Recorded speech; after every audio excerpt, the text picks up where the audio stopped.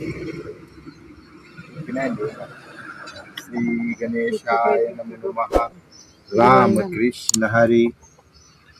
ओम गुरु दत्तात्रेय नमो नमः.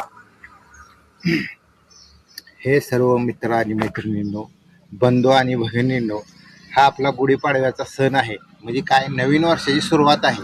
बघा, निसर्गात सर्व पालवी गळते, नवीन पालवी फुटते आणि कुटुंबात सगळ्यांनी मिळून एकत्र येऊन हे आनंद उत्साह साजरे करणे, हे अशी एक नवी साडी बांधणे, हे अशी एक लिंबाची पानं म्हणजे कडू असतात, आपल्या अंगातली उष्णता जावी आणि आपल्या अंगाचं पित्त कमी व्हावे आणि त्यासाठी गोड असते बघा अशी मस्तपैकी.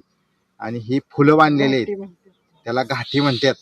आणि ह्याचा काय करायचं असतं, गुढीनंतर काढल्यानंतर ही लिंबाची पानं आणि ही घाटी असं खायचं असतं प्रसाद म्हणून. आणि हे कळक असतोय बघा असा हिरवा, बघा कळक कसा आहे, त्याला अशी पालवी वगैरे फुटलेली असते, छान हिरवागार कळक. हे सुद्धा आपल्याला उपयुक्त आहे म्हणून त्याला तिथं महत्त्व दिलं आहे. जेव्हा प्रभू रामचंद्र विजय घेऊन आले तेव्हापासून सर्वांनी आनंद उत्साह म्हणून ही गुढी उभी केली जाते.